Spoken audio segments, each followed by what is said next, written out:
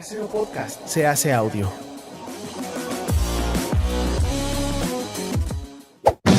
¡Chavos, banda! Este programa es patrocinado por ustedes mismos. Si quieren apoyar nuestro proyecto, lo pueden hacer por medio de Patreon en patreon.com/herejes el podcast.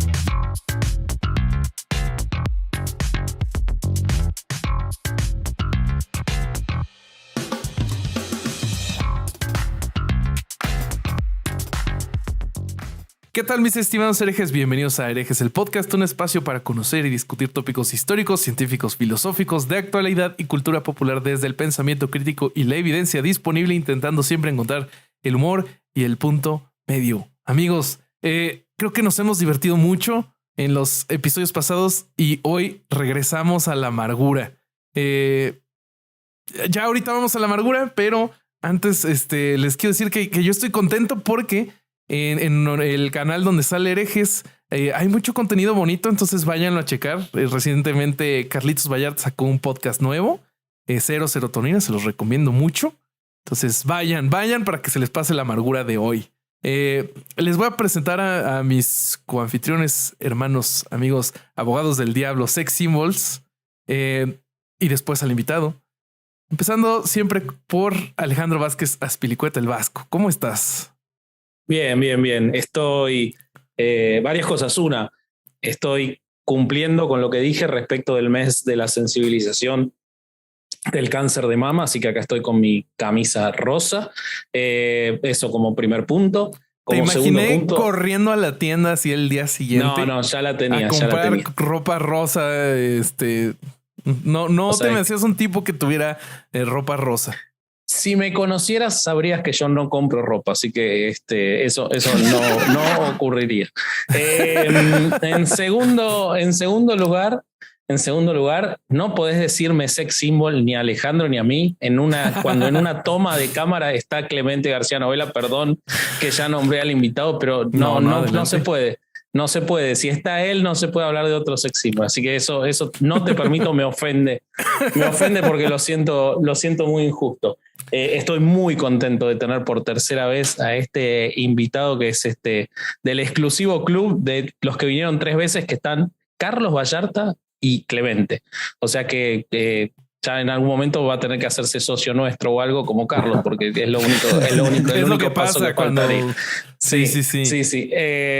Y bueno, nada, un tema de mierda, Bobby. No sé por qué carajo tenemos que hablar de estas cosas.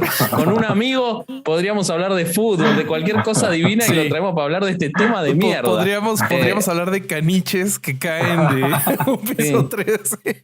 Sí, o cosas así. Busquen el artículo que nos hizo leer Clemente recién fuera de cámara del caniche. Caniche mata a 3 personas. Pongan eso en Google. Sí. Les garantizamos que se van a divertir. Fue en Argentina para que lo encuentren más rápido.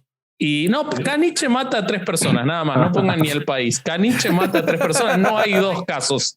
Así. Eso sí que sería magnífico que hubiera 2 casos. Y bueno, presentá al hombre que no sabe ser presentado, por favor. Les presento al jugador 456 de este juego del calamar llamado Herejes el Podcast, Alejandro el Corsario Durán Eraña. ¿Qué pasó? ¿Cómo están? No, yo te quiero felicitar por ese pinche fondo, carajo. Eso, bien, güey. Chingado. Muy bien, cabrón. Se fue la cortina gris. La cortina gris no se va. La cortina diabólica, güey. El entelado de Dexter para matar a sus víctimas. Y lo cambió por un fondo muy lindo. Así que te felicito, Bobby. Estoy orgulloso de Durán, que supo qué decir en su presentación. Qué buen fondo. Qué tema de mierda, pero qué buen fondo, güey. Sí. Pues dale. ¿Les parece si presento a nuestro invitado? Que es él ya es parte de la Casa Herejes, su tercera visita. Es economista, autor de ¿Dónde está Dios, papá? Uno de los libros favoritos de nosotros y de nuestra audiencia. Y hoy será nuestro corresponsal exclusivo en el lugar de los hechos. Es Clemente García Novella. ¿Cómo estás, Clemente? ¿Qué tal, Bobby? Hola, muy bien. Encantado de estar aquí con vosotros. Muy bien. Para ser sincero, he empezado cuando he encendido el ordenador con un poquito de rencor hacia vosotros por el tema. Ya lo hemos hablado porque además se me ha ocurrido hablar del tema del programa con mi esposa y se ha ido enfadada a la cama. Me ha dicho que no le volviera a hablar de esas cosas justo antes de dormir. Pero bueno, afortunadamente ya después del rato que llevamos hablando aquí antes de empezar a grabar, pues ya el rencor ha quedado olvidado. Os perdono cristianamente. os doy la absolución. Y bueno, nada, muchas gracias por haberme invitado, y yo creo que antes de empezar me disculpo si trato de no contribuir demasiado a la amargura, porque yo voy realmente documentándome sobre todo lo que ha estado pasando en Francia en estos últimos 70 años. Ha habido momentos en los que me he enfadado mucho con el mundo. Así que si a lo largo de la grabación alguien ve que me tomo algo con demasiada ligereza o demasiado en broma, que piense simplemente que es una forma a veces de intentar soportar. Un mecanismo de defensa. Sí, nosotros tenemos esos mismos mecanismos. No creo que nadie te lo vaya a tomar a mal. Gracias. Yo, de hecho, soy solo ese mecanismo. O sea, yo estoy muerto por dentro. Y lo único que tengo es ese mecanismo, no hay nada más en mí. Definitivamente, güey. Sí. Yo lo quería hacer un apunte que Clemente nos absuelve y nos perdona. Viendo las cosas que han sido perdonadas en estos 70 años en Francia, no sé si vale de mucho ese perdón. No sé si lo quiero, de hecho. Prefiero no ser perdonado por vos.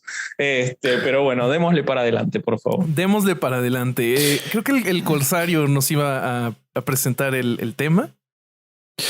Ay, cabrón, pues es un tema de mierda más, cabrón. ¿De qué vamos a hablar? Todavía no dijimos.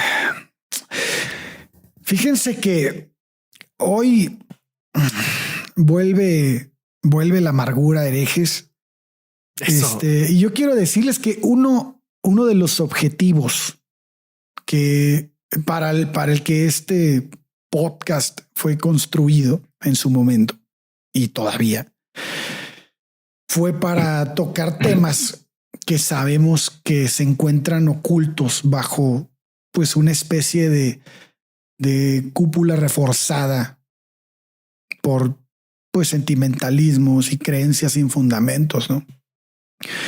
Nos da mucho gusto saber que aunque falta mucho, estamos viviendo una etapa en la que la voz de las personas que han sido víctimas de un sinnúmero de violaciones a sus derechos fundamentales, pues comienza a escucharse de alguna manera, cada vez con más fuerza al parecer y con más eco.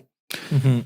Al mismo tiempo nos entristece saber que en la mayoría de los casos, pues no hay una forma de que los gritos de justicia tengan alguna repercusión jurídica. El pasado 5 de octubre, en mi caso, pues gracias a Silvia Ayuso, que nos informó por conducto del periódico El País, que según una comisión independiente había registrado al menos 216,000 casos de pederastia en la iglesia francesa.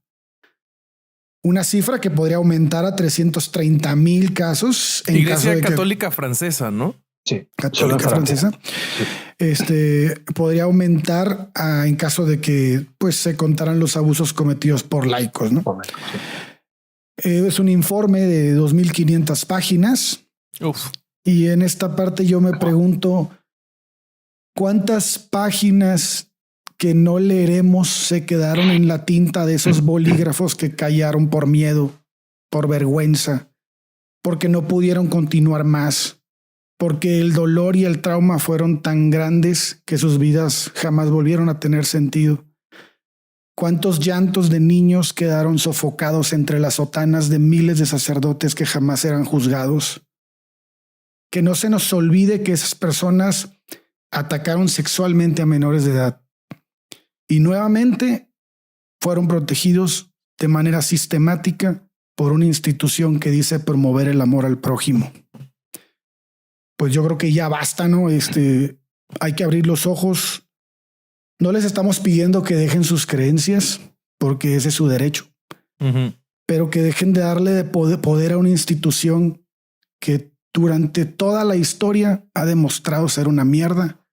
Creo que sí estamos en una posición de pedirles que al menos dejen de darle dinero, ¿no? Uh-huh. Sí, totalmente. Vos sabés que yo pensaba en algo de lo que vos estás diciendo, y el informe que fue llevado adelante por, como decías, una comisión independiente presidida por un jurista muy respetado en Francia, católico él, exactamente, habla de los últimos 70 años y probablemente habla de los últimos 70 años, es decir, a partir de 1950, porque lo que se necesitaba es obtener testimonios y registros, y anteriores a eso sería muy, muy complejo.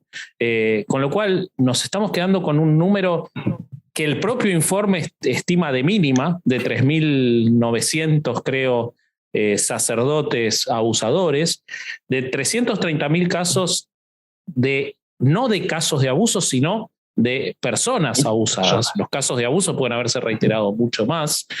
Y no estamos hablando de todos los casos que puede haber habido antes de 1950, porque nada da para pensar que de repente la institución de la Iglesia Católica se volvió un protectorado de pederastia criminal a partir de 1950 y antes no lo era. Simplemente no está cubierto en el informe.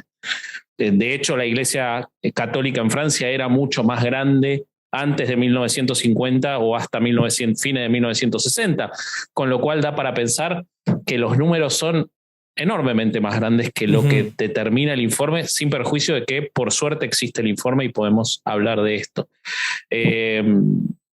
Yo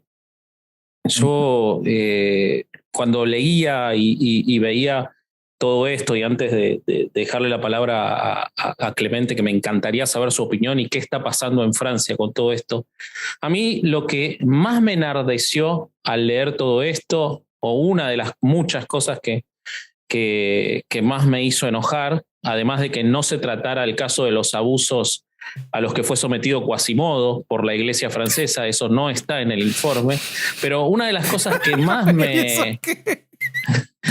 me hizo enojar es cómo enorme cantidad de periódicos, y cuando Alejandro habla de es hora de que terminemos con esta institución de mierda, cómo enorme cantidad de periódicos, incluso viendo esto y de noticieros, su primera forma de titular esto es: la propia Iglesia inició la investigación.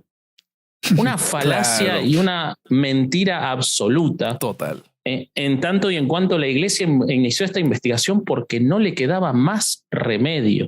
Porque, como veremos, estaba en el curso de la confesión de un obispo de haber abusado entre 1970 y 1991 a cientos de niños exploradores y de niños que iban a su parroquia, y de cómo un arzobispo lo había protegido. Entonces, y de cómo ya se había fundado 2 años antes o varios años antes, pero ya se habían iniciado las denuncias por parte de François Deveau, de la organización Parole Libérée, Palabra Liberada, que deriva en esto. O sea, eso de que, porque no quiero dejar de decirlo al principio del episodio, porque seguramente muchos de nuestros oyentes van a ir a buscar los artículos, los que no los leyeron hasta ahora, y casi todos empiezan diciendo cómo la propia Iglesia inició esta investigación. Y eso es una verdad tan a medias que casi diría que es una mentira. Entonces, bueno, nada, yo no quería dejar de decir eso al principio porque me parece que es una llamada al pie que no hay que dejar de decir en este caso. Así es. Con respecto a las cifras, antes de que se me olvide, no es por echar más leña al fuego, porque las cifras ya de por sí son lo suficientemente removedoras de las tripas, por así decir. Precisamente hemos empezado bromeando así, pero era medio en broma, medio en serio, porque mi mujer realmente se ha ido a la cama con dolor de tripa, porque se le ha ocurrido algo que yo no he hecho en todo el día.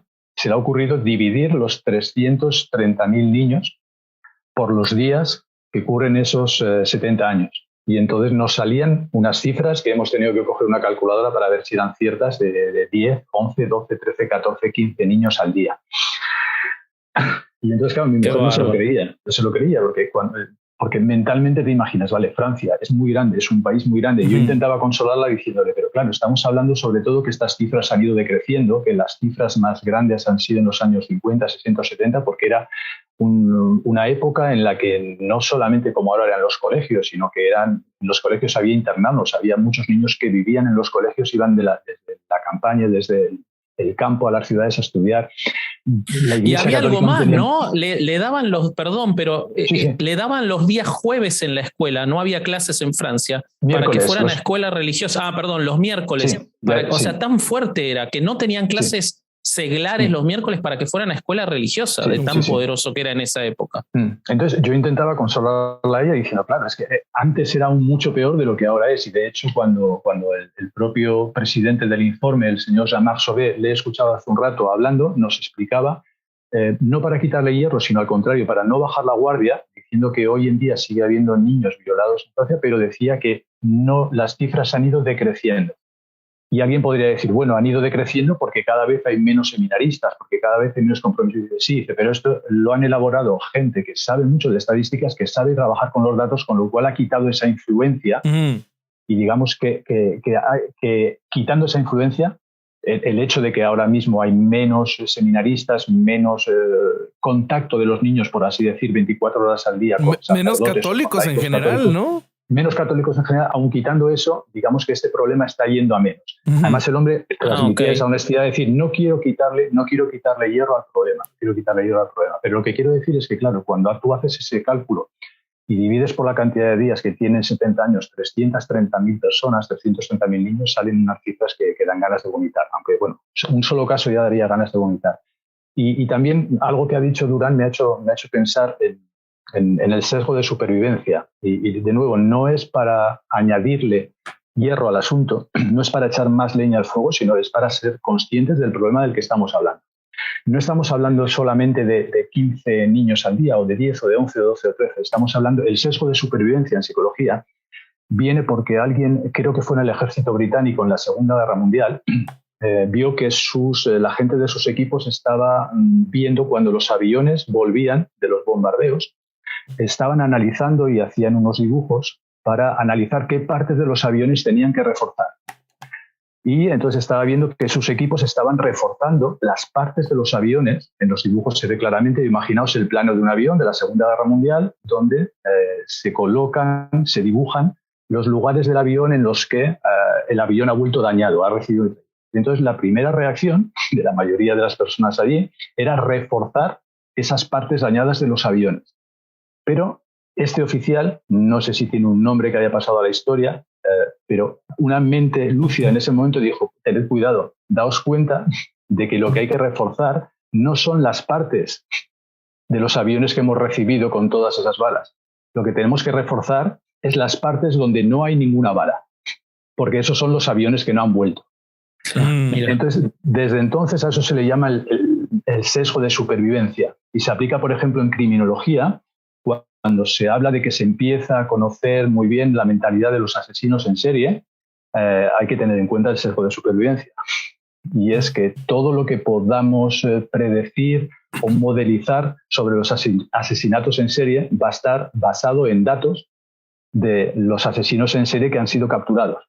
Claro. Pero nos faltan todos los datos de los asesinos en serie, claro, de los que nunca sabremos nada. Y eso hace que puede que todos nuestros modelos sean incorrectos. Incluso alguien podría decir, bueno, pero hay muchos asesinos en serie que han sido magníficos, entre comillas lo de magníficos, que han hecho muy bien su trabajo, han asesinado a muchas personas y que nadie de la policía tuviera ni la menor idea de quién era el asesino, y que al final son ellos los que se han declarado culpables y han dicho, lo han reconocido. Bueno, pero incluso eso nos está aportando un dato sobre el asesino, y es que tiene un nivel de narcisismo tan alto que han necesitado contarlo para que pasara la historia, por así decir. Que incluso en esos casos nos está aportando datos sobre la mentalidad de los asesinos en serie. Pero no vamos a saber nada, no vamos a poder tener nunca modelos adecuados sobre los asesinatos en serie porque nos faltan, ni siquiera sabemos cuántos datos nos faltan. Bueno, pues esto es algo que es perfectamente aplicable a lo que ocurre con los depredadores sexuales, sea dentro de la Iglesia Católica o fuera. Lo malo es que ni siquiera sabemos cuántos niños durante ese periodo de 70 años en Francia o antes habrán sido violados, pero eso no ha trascendido porque ni los violadores ni los violados han querido comunicar sobre eso. Y eso nos falta. Tenemos un sesgo a la hora de valorar todo esto. Simplemente quería añadir que tengamos en cuenta que nos vemos influenciados por el sesgo del superviviente, y es algo inevitable. Que no hay forma de saber más que lo que nos dan los datos que tenemos. Totalmente. O porque se suicidaron por depresión, ¿no? Que nadie supo por qué y traen unas broncas durísimas. Por ejemplo, yo recuerdo que cuando me contactó hace unos días el Vasco para hablarme de este tema y tal, mi primera reacción, yo creo que incluso se lo dejé grabado en un audio de WhatsApp, digo, pero me parece que vuestros oyentes van a quedar un poco decepcionados, porque bueno, yo ahora me he informado algo más, pero ya cuando me contactó Vasco yo ya tenía, pues, simplemente veía que era un tema de actualidad en Francia y me interesaba, pero yo le dije, digo, me parece que vuestros oyentes van a quedar defraudados porque, bueno, se van a esperar. La idea en principio parece bien hecha y, bueno, pues vamos a contactar con Clemente porque Clemente vive en Francia y nos va a contar algo especial. Y le interesan estos temas. Y le interesan estos temas. Es hermoso, además, entonces... Y afortunadamente ya no está en edad de ir a una iglesia católica. Ya es la 330.001. Ya no sos su tipo, no. Bueno, pues afortunadamente lo que estaba diciendo es eso, que parece lógico decir, bueno, vamos a contactar con Clemente porque nos va a contar cosas muy específicas de Francia. Y mi primera reacción fue decirle a Vasco, pero es que no os voy a contar nada que no hayáis oído ya. Ajá. Lo único que puedo hacer, y ni siquiera es decíroslo en francés, deciros algunas expresiones en francés, pero ni siquiera. Puede haber aquí gente que diga, bueno, pues si no nos va a contar nada especial, vamos a pagar ya, ¿para qué vamos a escuchar esto? O directamente apagamos la grabación. Y le podéis decir, bueno, por lo menos vais a aprender un poquito de francés. Ni siquiera porque tengo un acento horrendo. Es decir, que ni siquiera eso.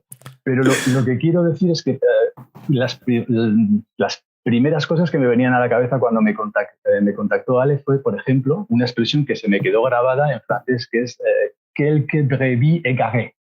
Eso significa algunas ovejas perdidas, algunas ovejas descarriadas. Y por eso descarriadas. Lo de siempre, exactamente. Tengo aquí anotada alguna cosa más. Sí, Satán. Es decir, el proceso. Todo esto empezó el día 5 cuando salió el informe propiamente dicho. El día 6 fue el del gran revuelo porque aparecía mucho en los medios y entonces rápidamente pues apareció el mismo día 6 de octubre al presidente de la Conferencia Episcopal Francesa, ya lo estaban entrevistando en France Expo. Pero previamente a eso, pues bueno, hoy la Iglesia está muy modernizada, algunas cosas, y hay muchos sacerdotes que tienen Twitter y emiten tweets, y lo de la primera reacción fue algunas ovejas descarriadas. La siguiente fue echarle la culpa al demonio. Cuando había gente que reaccionaba ante las ovejas descarriadas diciendo, pero ¿cómo ovejas descarriadas si el propio informe dice que son más de 3.000 depredadores sexuales en el seno de la Iglesia? Bueno, como mínimo. Como mínimo, sí. Como mínimo dice el informe. Por todo lo que hemos hablado además.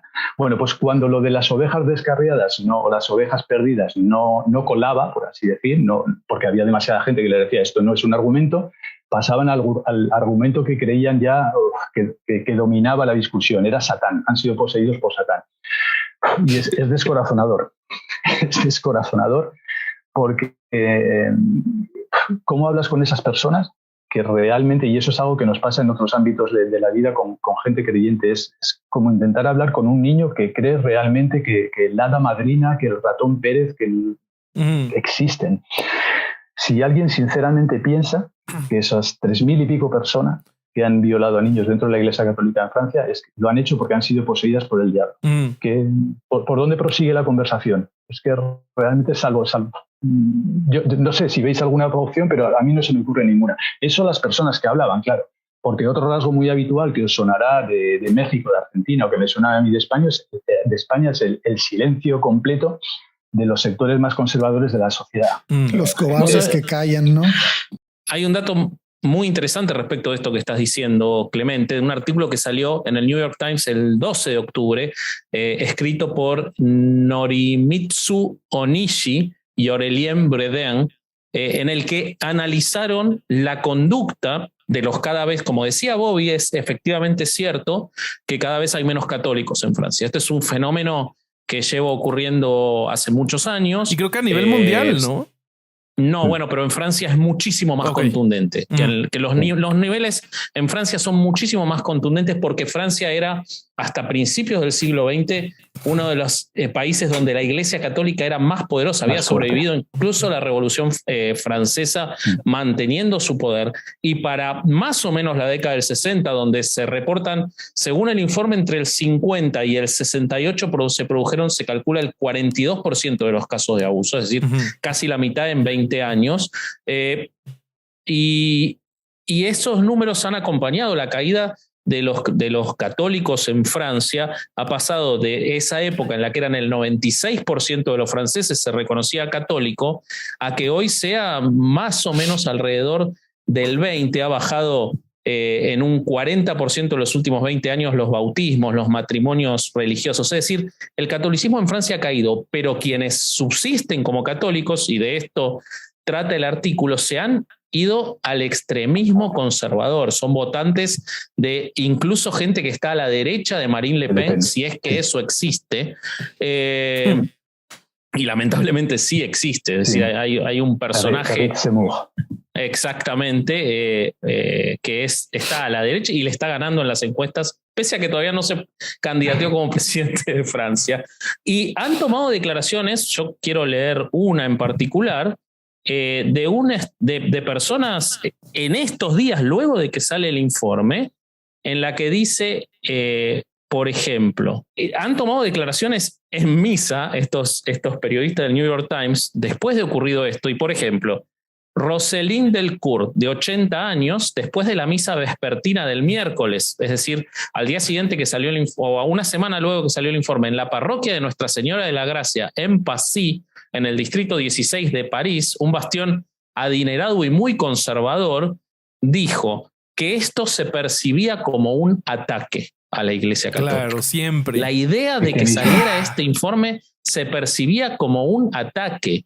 O Dominique Dary, que dijo que el informe era una oportunidad de cambiar y que era hora de que pasáramos página y se renovara la Iglesia, en lugar de decir, tengo que dejar esta institución nefasta que ha sistemáticamente, y la palabra no es mía, la palabra es del informe, sistemáticamente protegido a todo esto. El informe llega a tanto como decir que hay que quitarle a los obispos la figura de superioridad por sobre la gente y a los sacerdotes en general, no a los obispos, porque de eso se han aprovechado para utilizar sistemáticamente. Y por eso, cuando alguna vez, incluso con algún invitado, que nos ha dicho, hay abusos adentro de la iglesia y también hay abusos adentro de la familia. Sí, pero la familia no es una institución constituida para proteger de manera sistemática a los abusadores, como sí lo es la Iglesia Católica. Entonces, de eso habla el informe y eso es lo que no se puede dejar de lado. Y además la familia no es una institución que dice que es el representante de Dios en la tierra, que creo que es lo peor que tiene la Iglesia Católica, que se dicen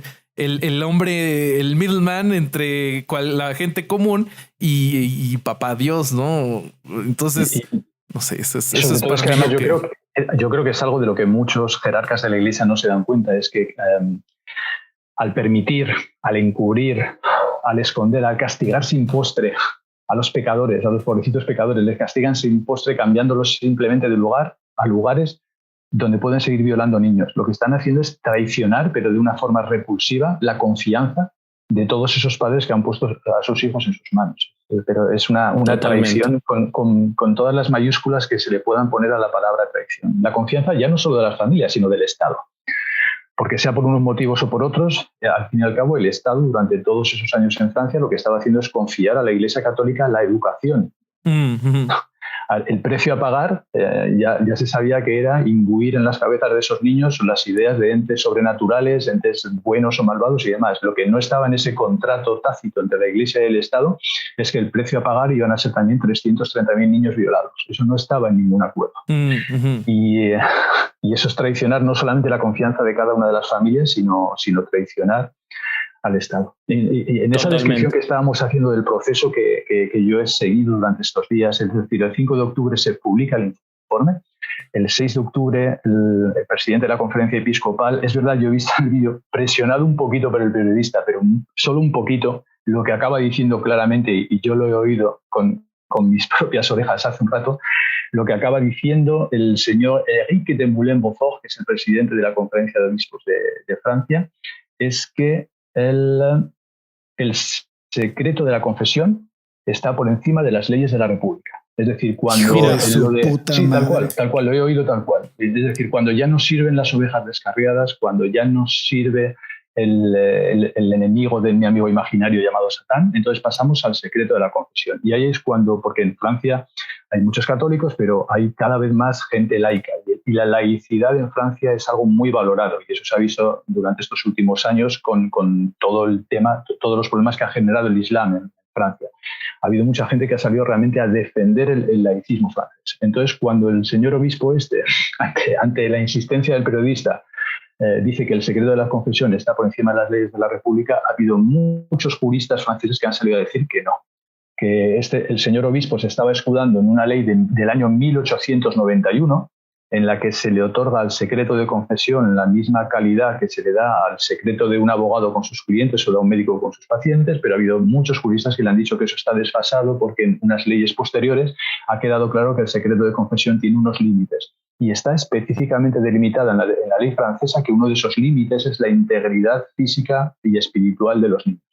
Así que no sirve eso porque cualquier sacerdote que reciban como secreto de confesión que otro sacerdote ha violado a un niño está en la obligación legal, penal, de decirlo. Bueno, pero lo que quiero hacer es, describiendo este proceso, es que en el momento en el que todos estos juristas franceses laicos le decían al señor presidente de los obispos que no es cierto que el secreto de la confesión sea mayor que las leyes de la República, que sea superior, lo que empezó a ver fue la tercera táctica utilizada, pues fue el victimismo, que también nos sonará de otras veces. Y hoy es un personaje al que he conocido hoy, para mi desgracia, que es un señor que se llama Mathieu Raffray, que es profesor de filosofía en una universidad de los dominicos en Roma, que normalmente se conoce como la Angelicum, es la Universidad de Santo Tomás de Aquino, es decir, alguien que se supone con un bagaje intelectual y que cuando se le escucha hablar hay que reconocerle que al menos tiene dominio de la sintaxis y del léxico.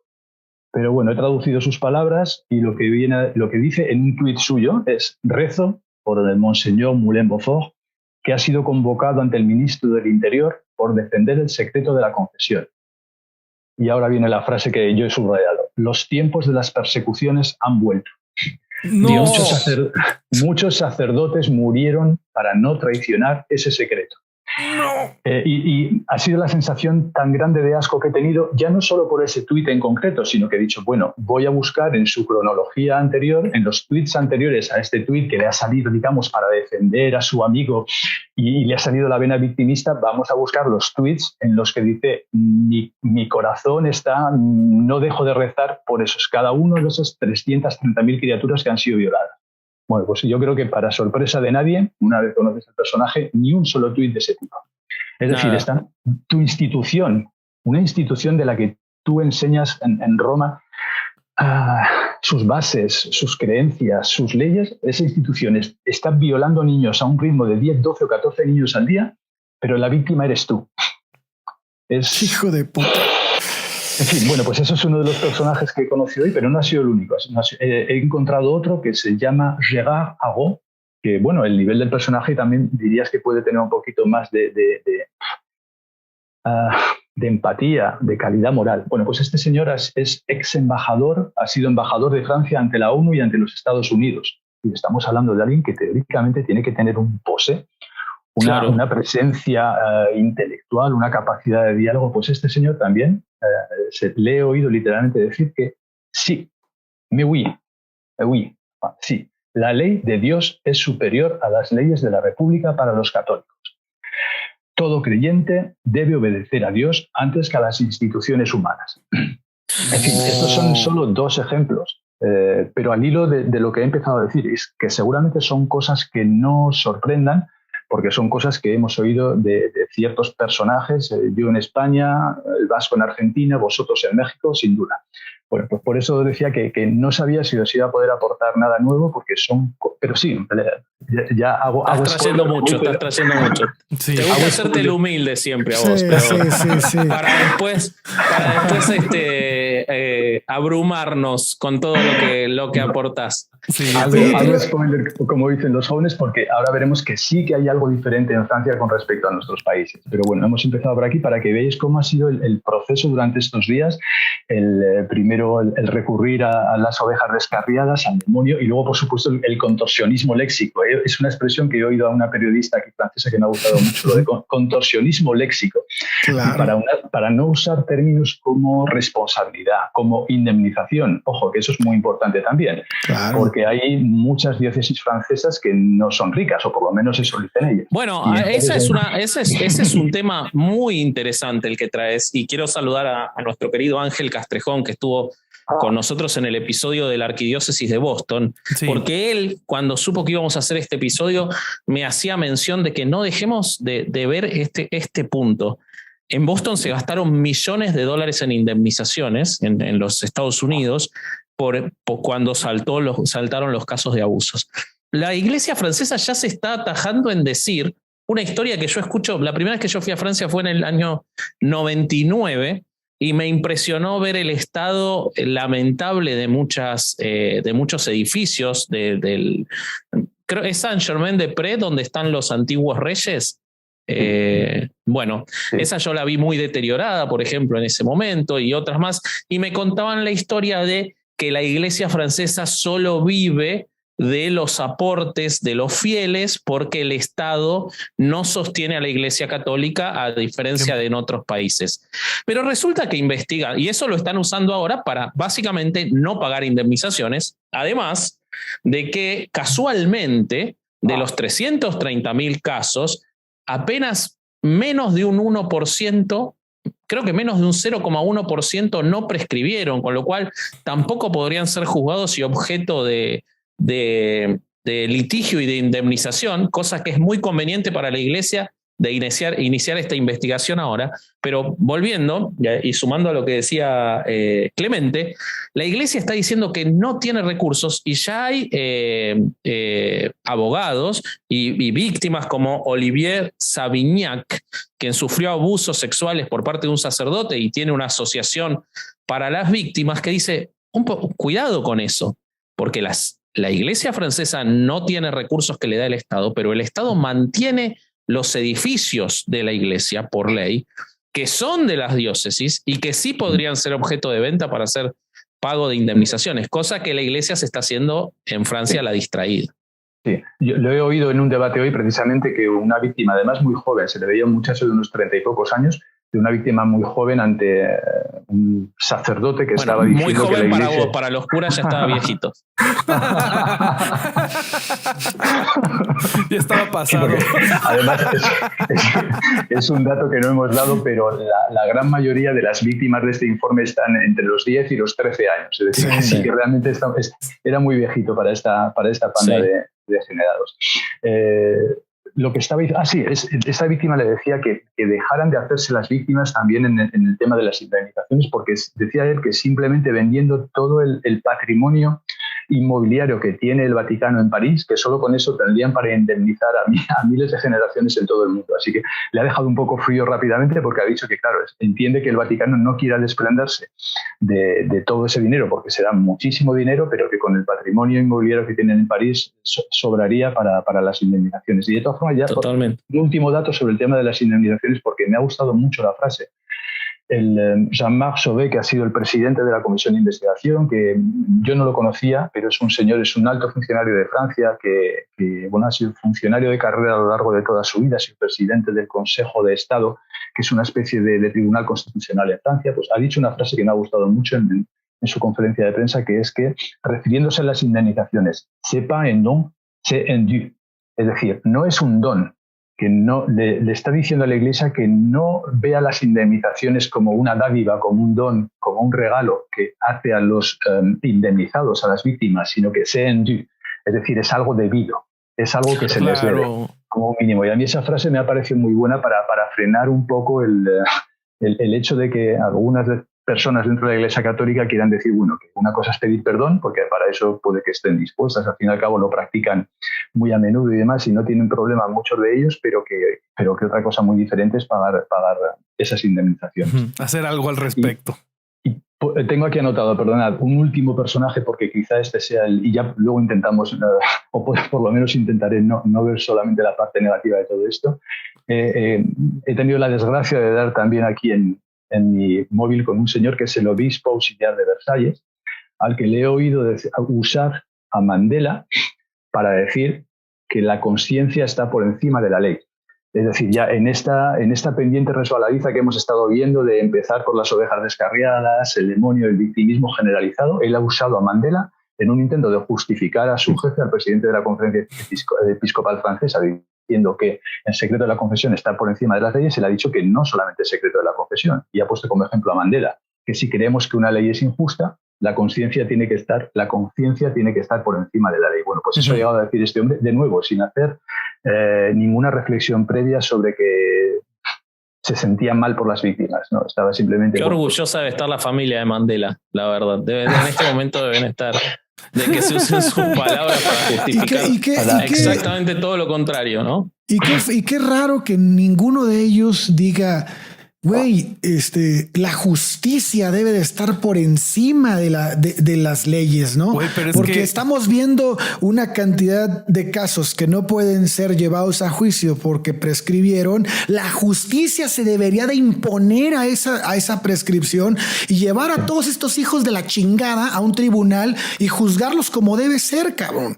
O sea, ahí sí no dicen ni madres, pero cuando se trata de conciencia, cuando se trata de sus beneficios, de su estatus, de que no se les quite su patrimonio, entonces sí empieza todo contorsionismo del que hablas, ¿no? Que hijos de la chingada, no puede ser posible. Oye, justo yo me encontré una entrevista con este periodista de Spotlight, no recuerdo su nombre, pero el que se apellida Resendiz, creo que es el que hacía Mark Ruffalo, ¿no? Sí. En la película de Spotlight. Y él dijo algo que me llamó mucho la atención, que es ¿qué esperamos que pase con una institución que es una sociedad secreta exclusivamente de hombres con tanto poder y tanto dinero? O sea, ellos a eso están acostumbrados. O sea, ¿cuántas veces antes se han librado de casos como el Boston? O sea, Bernard Law nunca pisó la cárcel, se murió en el Vaticano con un cargo altísimo.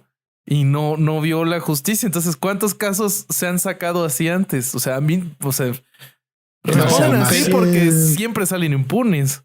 Pero Bobby, el propio Papa, teniendo la posibilidad, primero que se hace declara muy tibiecito como han sido todas sus medidas respecto a esto. Si bien han sido más contundentes que las de sus predecesores, siguen siendo insuficientes. Por ejemplo, en la cuestión de la prescripción en lo que hace al derecho canónico, un montón de cosas, pero teniendo la oportunidad de decir, este es el momento de que lo que hizo Francia sea tomado de ejemplo y todas las iglesias del mundo lleven adelante investigaciones como esta, porque donde se ha levantado una piedra han aparecido abusos, y no ha dicho nada de eso, ni ha llevado adelante ese mensaje que es lo que está obligado a hacer. Porque, por ejemplo, yo leía, y Clemente lo sabrá seguramente mejor que yo, pero en España no han avanzado esto, por ejemplo, investigaciones así, bajo la excusa de que no hay ninguna evidencia de que haya habido abusos o cosas similares. Y ni hablemos de lo que han hecho los seminaristas y los sacerdotes en las colonias y en muchísimos lugares, o en Sudamérica, donde se ha levantado una piedra ha habido investigación. Sí. ¿Por qué el Papa no ha dicho, este es el momento de que el resto de las iglesias del mundo tomen el ejemplo? Si ellos lo que quieren decir es que la iglesia francesa ha llevado adelante la investigación, que lo hagan y que los inste a que todos los demás países hagan la misma investigación, a ver qué aparece. Si son unas pocas ovejas descarriadas, seguramente el 90% de los países no van a reflejar cosas como esta, pero como saben que no va a ser así, no pueden decir eso. Ahora, la cobardía de ni siquiera intentarlo cuando tienen la oportunidad es una muestra más de lo que son sistemáticamente. Saben perfectamente que, como tú decías, que si levantan una piedra va a salir, porque un pedófilo por su propia naturaleza va a buscar lugares donde haya niños. Y tal como ha sido la historia claro, exactamente, y protección. Y saber que el máximo castigo que vas a tener es que te van a cambiar de jurisdicción, lo cual te va a poder permitir quizás seguir haciendo lo mismo que hacías en tu parroquia o en tu iglesia anterior. En fin, para quitar un poquito me he acordado de vosotros antes porque he visto un programita muy breve de un programa más largo que se llama 28 minutos de una cadena aquí franco-alemana que se llama Arte, que aprovechando toda esta polémica que ha habido sobre si la confesión, si el secreto de confesión tendría que estar por encima de las leyes de la República o no, pues he aprendido bastantes cosas que yo no sabía sobre el sacramento de la confesión. Y es que existe desde el siglo XIII. Y me he acordado de vosotros porque se implantó en el Cuarto Concilio de Letrán, en el año 1215, con el objetivo principal de detectar herejes. Claro. Y ahí es cuando me he acordado de vosotros. Pero es un sacramento entonces que se instauró en el 1215 y no está mal pensado como instrumento de control. Ya no solo de control, sino que en algún momento yo he leído que el éxito de estas religiones de los grandes dioses, el Islam, el cristianismo, está muy basado ya no tanto en el control, que sí, por supuesto, sino en venderte la culpa. Claro. Porque si te hacen sentir culpable, te van a hacer necesitar el perdón. Y los mismos que te han ofrecido la culpa, es decir, ese Dios todopoderoso que se entera de todo lo que haces, que te va a estar observando constantemente, tiene delegados en la tierra, este Dios todopoderoso va a informar a esos delegados en la tierra porque él te controla, pero sus delegados, sus sacerdotes, sus chamanes te van a ofrecer el perdón. Entonces la implantación del secreto de la confesión, del sacramento de la confesión en sí mismo, me parece como una muy buena técnica para ofrecerte este perdón a una culpa que ellos mismos te han implantado en el cerebro que en realidad no deberías hacer. Pero bueno. Y me ha parecido también curioso que en el secreto de la confesión inicialmente, a partir de este año 1215, se hacía sin ningún tipo de confesionario, como se hace ya habitualmente. Pues el confesionario, al parecer, lo inventó o lo promulgó el arzobispo de Milán, Carlos Borromeo, y fue en el año 1574. Y viene dado sobre todo porque Lutero y Calvino, una de las medidas o una de las actitudes que precisamente rechazaban de la Iglesia era ese querer controlar desde la parroquia o desde el obispado. Sí. Y entonces rechazaban el secreto de la confesión. Lutero y Calvino no iban a confesarse. Entonces, en un intento de contrarrestar que muchas personas dejaran de ir a confesarse, pues Carlos Borromeo encargó que alguien creara lo que ahora conocemos como confesionario, con su rejilla para preservar la intimidad, el anonimato, mejor dicho, de las personas que fueron a confesarse. Es decir, que el mueble ha acabado siendo un símbolo del secreto para garantizar, esa protección, por así decirlo. Sí, que es absolutamente falsa, ¿no? Una historia muy curiosa. Pero justo sobre el secreto, sobre la confesión, algo que yo había encontrado en lecturas anteriores es que del modelo Byte de Steven Hassan, esto de requerirle a los miembros de una secta que confiesen lo que han hecho mal, es una de las cosas que está rankeada como más arriba dentro del modelo de control. Y muchas veces, como lo acabas de decir, Clemente, otras denominaciones de cristianos no lo hacen tanto. Entonces, aunque tengan prácticas muy extremas, esta es una de las que no hacen. Y para el católico de a pie, normalmente no hay los esquemas de control son bastante tranquilos, excepto por el secreto, por el sacramento de la confesión, porque en ese es de los que más arriba está. O sea, está tan arriba que es de los favoritos de la cienciología o el consejo de ancianos de los testigos de Jehová.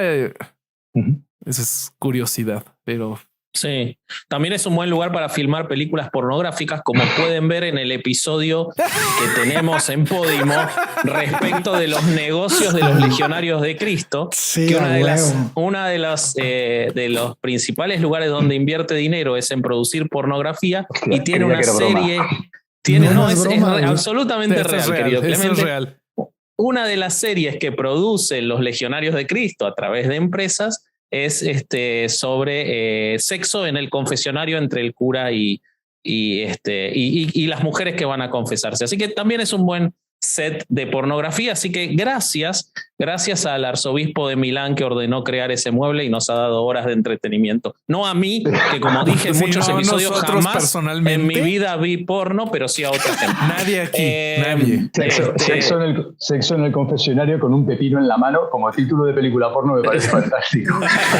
Se lo cedo a los legionarios de Cristo para bueno, ahí lo tienen para sus producciones, así que pueden ir a Podimo de paso y escuchar mucho más sobre eso. A mí lo que me impresiona de todo esto, más allá de la explosión que puede significar un informe así, más allá de la tibieza con la que es tomada por algunos lugares, como desde otros lugares más conservadores, incluso se ha llegado a hablar de que esto se hace para terminar de destruir la identidad francesa que está asociada al catolicismo y permitirle el ingreso al Islam. Más allá de todo eso, a mí lo que me impresiona es que esto va a quedar en nada.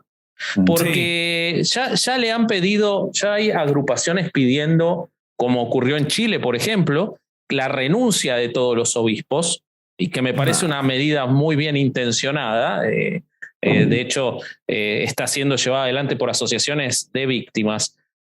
Pero ¿por quiénes van a ser reemplazados esos obispos? Otros iguales. O sea, no, estamos hablando de una institución que no sabe hacer otra cosa y que lo demuestra en cada oportunidad que ha tenido. Y si bien seguramente es real lo que dice Clemente respecto de que han disminuido esos casos, habría que analizar si no es porque también es mucho más difícil ahora a llevarlo adelante, ¿no?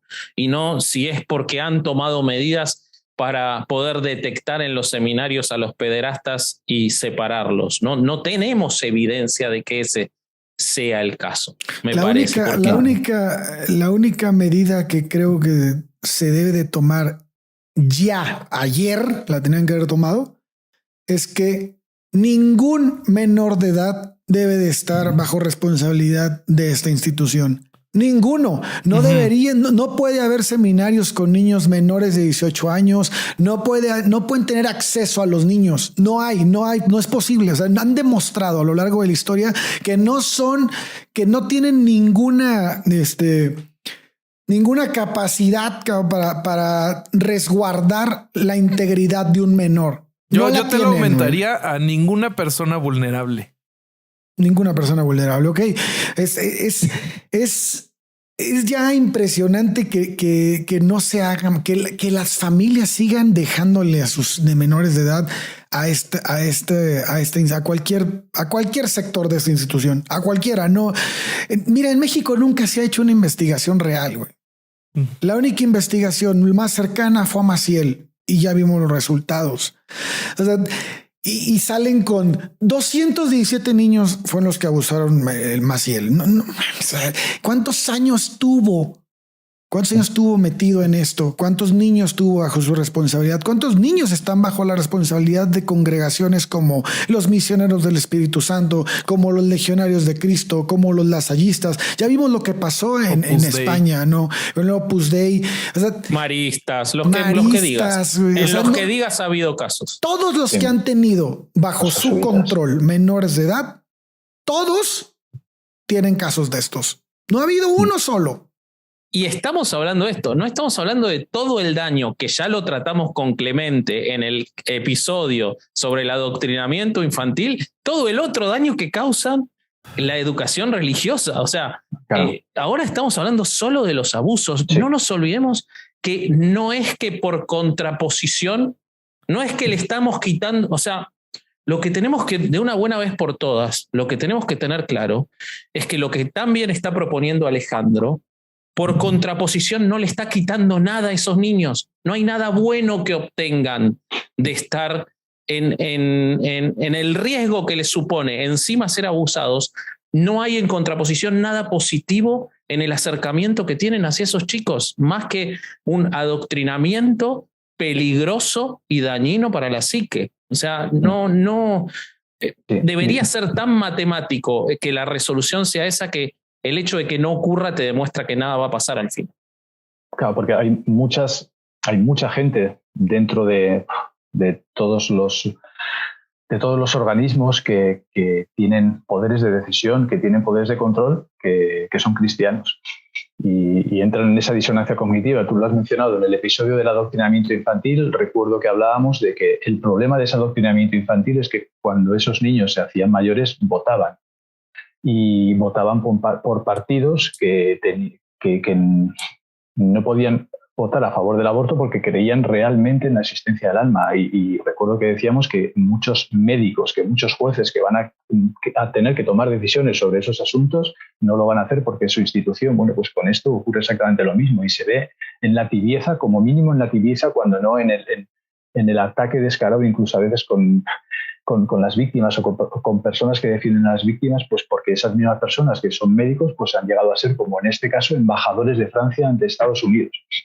Y tantos otros cargos que ni siquiera a lo mejor hablarán por no ponerse en evidencia, pero siguiendo un poco la táctica del Opus Dei, pues en la sombra estarán haciendo todo lo posible para que de todo esto se hable cuanto menos mejor. Y de hecho es que es un proceso que yo he estado en los próximos días, porque la forma de mantenerme informado ha sido guardarme muchos tweets que yo veía interesantes para leerlos a lo largo del día de hoy, y los días 5, 6, 7 había muchos tweets, muchas pequeñas piezas hechas por cadenas de televisión o de radio comentando el asunto, y luego eso ha ido decayendo mucho. Ha vuelto a resurgir un poco el día 12 de octubre, porque el día 12 de octubre fue el famoso día, en esta descripción poquito cronológica que es de los acontecimientos, el día en el que el ministro del Interior francés se reunió. Él había convocado previamente, con lo cual a mí me pareció muy bien, porque lo quiso hacer así el ministro del Interior, fue la República Francesa convocando al presidente de los obispos franceses para hablar con él. Y digo que a mí me gustó mucho la forma en la que lo hizo, esa convocatoria oficial, es decir, una especie de orden. Claro. Le sentó muy mal a los jerarcas de la Iglesia Católica Francesa porque lo percibieron como lo que fue. Un intento de decir papá encima de mamá, vamos a decirlo así. Es decir, el Estado, la República Francesa está por encima de esta institución llamada Iglesia Católica. Y de ahí vinieron pues, muchas de las reacciones desaforadas de muchos obispos franceses diciendo que no, que las leyes de Dios están por encima de las leyes de los hombres. Y cuando decía antes que hay una luz para la esperanza, por así decir, al menos en Francia, es que efectivamente ha habido luz y taquígrafos en una reunión en la que el ministro francés le ha recordado al presidente de la Conferencia Episcopal Francesa que las leyes de la República están por encima de cualquier ley de la Iglesia, incluido el secreto de la confesión. Y se lo ha recordado en una forma muy oficial, convocándole. Había algunos obispos que decían que el presidente de la Conferencia Episcopal no tenía que acudir a esa reunión. Pero este señor ha decidido acudir, de tal forma que ha quedado al menos, ya como decíais, es posible que esto a lo largo de los días vaya desapareciendo y dentro de 3 o 4 días nadie hable de ello, pero al menos simbólicamente ha sido para mí muy importante el hecho de que efectivamente el ministro del Interior haya llamado al orden al presidente de los obispos. Yo no recuerdo que eso haya pasado en otros países. Entonces, por lo menos en ese aspecto Francia no me ha defraudado, porque el laicismo aquí, ya os digo, es algo muy, muy importante, y es simplemente por el hecho de que hay menos católicos que en otros países. Y al haber menos católicos que en otros países, pues hay más gente atea como nosotros, o al menos agnóstica o no creyente, o que tiene un concepto de sus creencias religiosas. Y dispuesta a presionar, ¿no? Y eso se nota luego en la vida pública.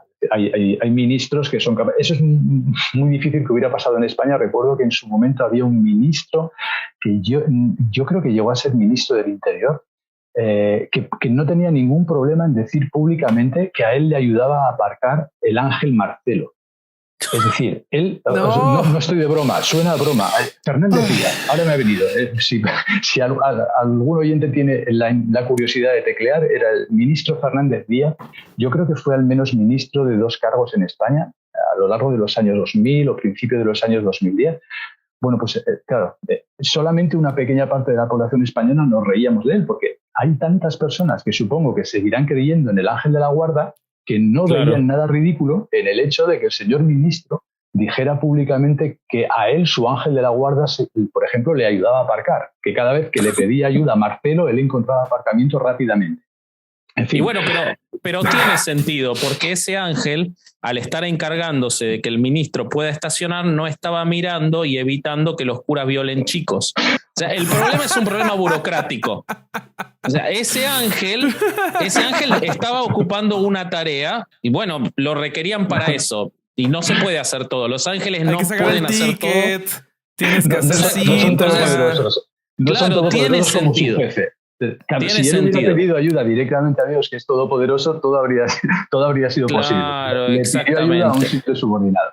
En fin, pero el punto al que quería ir, el punto que da un poquito de esperanza es que refuerza mi creencia de que conforme vayan bajando los porcentajes de gente creyente de cualquier religión en los países y sea considerado como algo privado, podremos aplicar la racionalidad y veremos menos casos de estos. Y Ojalá. Quería hacer esa comparación. Cuando he oído al ministro y cuando he visto con qué claridad el ministro de Interior francés ha marcado los tiempos y ha dejado las cosas claras, diciendo la República está por encima de vosotros, señores obispos, me he acordado del Ángel Marcelo del ministro Fernández Díaz y he visto la diferencia. A un ministro francés jamás se le ocurriría decir, aunque los tengan, seguramente alguno de ellos será muy católico y alguno de ellos hablará con su ángel de la guarda. Pero a lo que voy es que seguramente a ninguno de ellos se le ocurriría decirlo en público porque tendría la disonancia cognitiva es tan grande que sentiría el ridículo.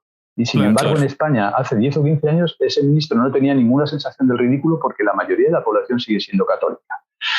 O igual y no el ridículo, pero vería que eso le afecta en sus votos o en el apoyo que tiene. Además, es más bien lo que tú dices, Bobby, que lo mío. Yo soy muy inocente, efectivamente. No lo dije así, no lo dije así. No, pero es cierto. Es que es más bien un cálculo electoral. Y además, más ahora en Francia, como decía Vasco antes, que se están empezando a jugar cosas muy importantes desde ya. Y por lo que están dando las encuestas y demás, así que tienen que ir todos con pies de plomos. Entonces, seguro que en este movimiento del ministro francés ha habido también mucho de un cálculo electoralista para no perder a toda esa población laica, agnóstica, atea, que es una buena parte de los votantes de Macron. Claro. Claro. Oigan, pues Bobby, si quieren, ya para cerrar, les cuento que yo vi en una de las noticias que la iglesia, parte de la respuesta que dio a todo este caso es que ya estaba haciendo capacitaciones para sacerdotes para que ya no ocurrieran más casos de pederastia. Pero pues para mí, desde mi punto de vista, esa capacitación debería de durar 30 segundos y debería de decir 2 cosas. Pederastia, 1, no lo hagas. 2, si lo ves, tiene que reportarse a las autoridades correspondientes que no son la iglesia, y cualquier cosa diferente de eso es una estupidez total y una injusticia horrible. Y para mí lo peor de esto es que los mismos creyentes se lo traguen y que una vez más esté tan claro el caso y que los que son creyentes no hagan nada. O sea, a mí no me cabe en la cabeza cómo alguien puede ser parte de esta iglesia y lo vea tan claro y tantas veces y no vaya a la puerta de la parroquia y decirle al cura, güey, ¿cómo es posible que esté pasando esto? Esperemos que esto haga que sean menos. Esperemos que esto haga que sean cada vez menos católicos. Yo quiero recomendar una película que salió antes de todo esto, una nueva evidencia de que esa mentira de que la iglesia lo inició porque un día se iluminaron y dijeron vamos a investigar esto. Hay una película de François Ozon, un gran director francés, que se llama Gracias a Dios, en la que se cuenta el ficcionalizado, el caso del que nombrábamos, Bernard Preynat, el capellán de un grupo scout religioso de Lyon, que se supone que abusó al menos de 70 menores entre 1970 y 1991, caso que ya se conocía y que ya estaba siendo juzgado antes que aparezca este informe, y por el cual hasta fue investigado el cardenal de Lyon, Philippe Barbarin.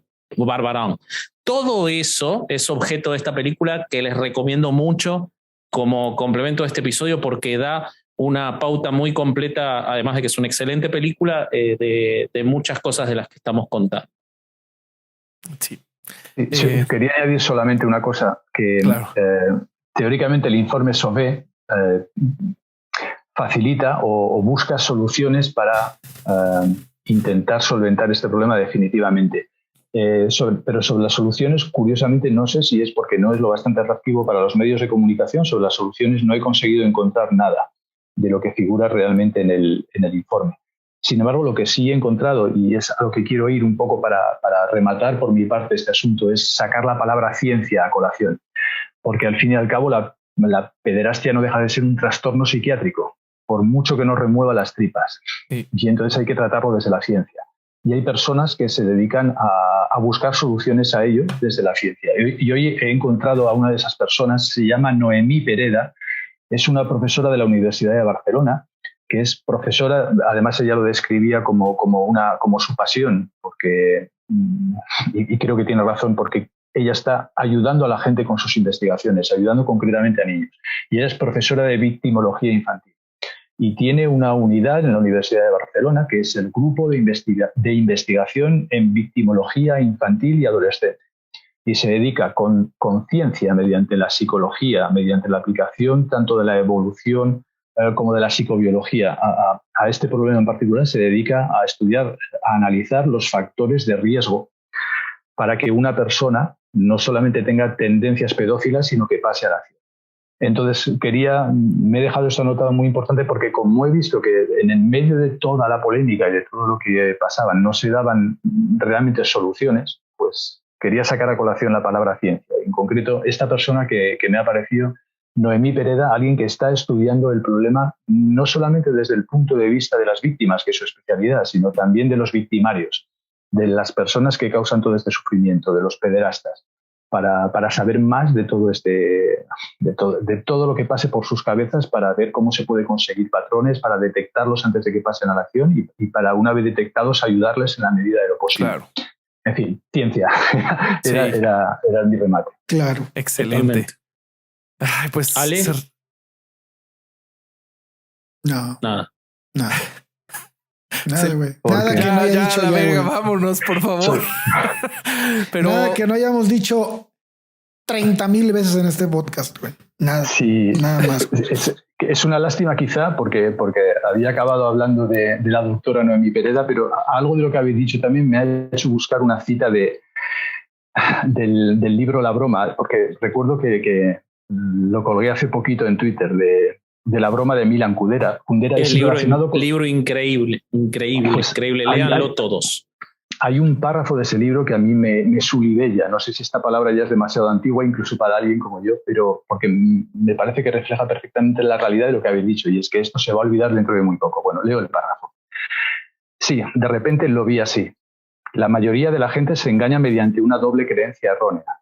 Cree en el eterno recuerdo de la gente, de las cosas, de los actos, de las naciones, y en la posibilidad de reparación de los actos, de los errores, de los pecados, de las injusticias. Ambas creencias son falsas. La realidad es precisamente la contraria. Todo será olvidado y nada será reparado, por muchas indemnizaciones que les den. El papel de la reparación, de la venganza, del perdón, lo lleva a cabo el olvido. Nadie reparará las injusticias que se cometieron, pero todas las injusticias serán olvidadas.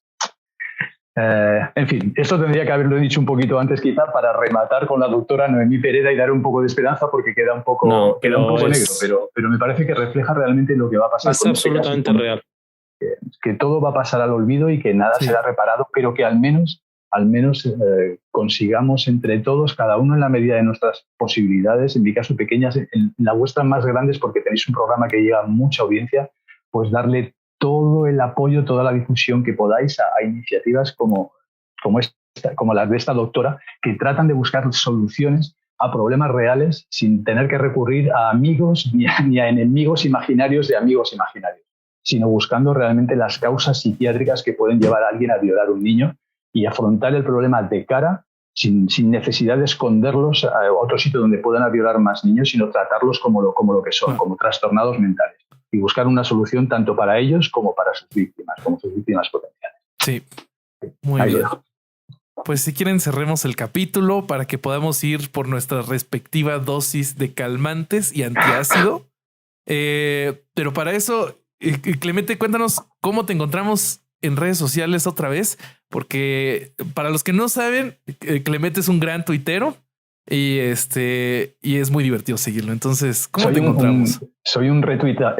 Mi especialidad es retuitear. Es un gran retuiteador. Muy sí, bueno. sí. Exactamente. Es un gran curador, curador de retweets. O sea, él tiene una capacidad de selección impresionante.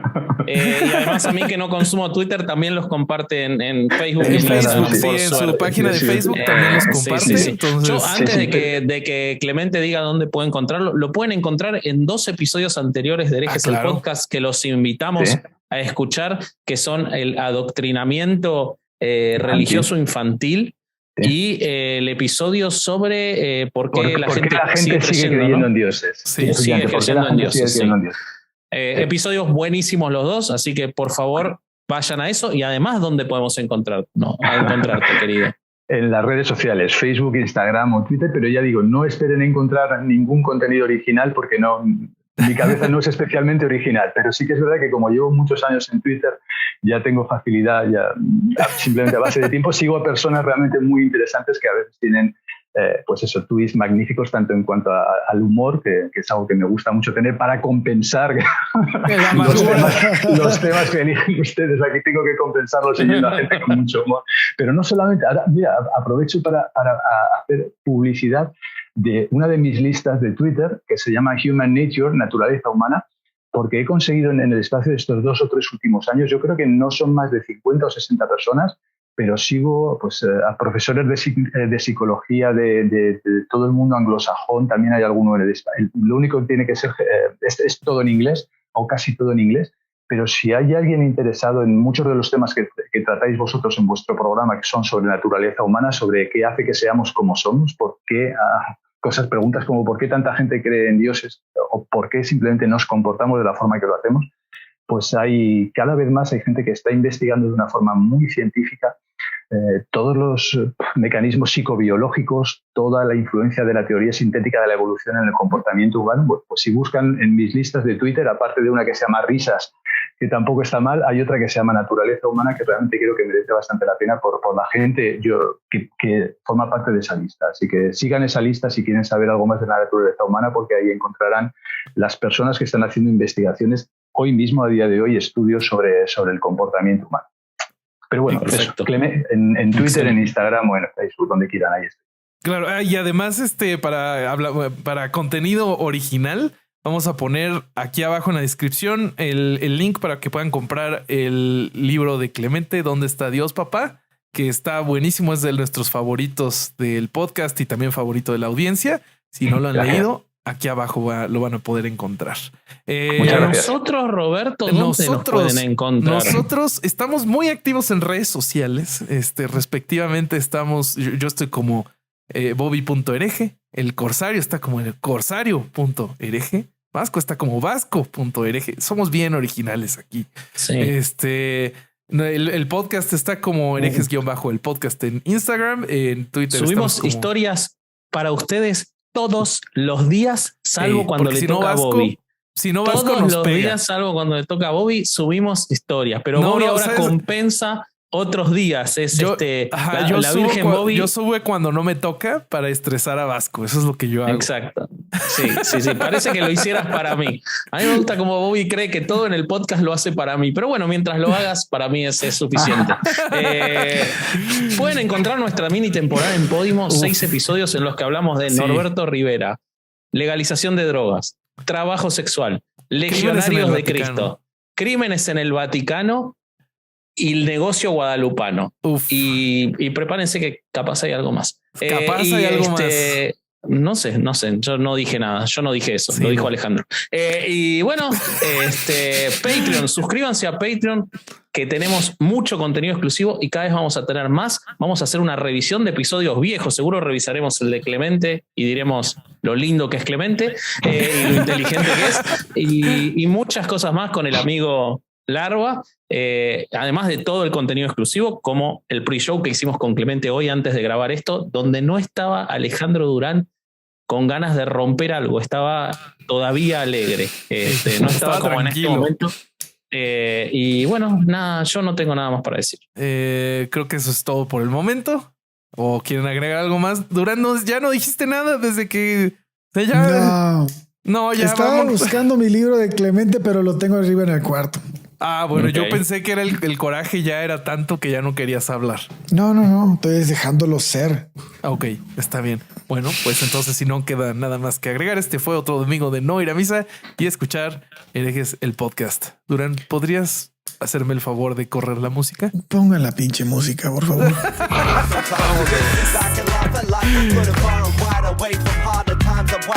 I'm looking out to see the art of life is right in front of me inside your smiling face.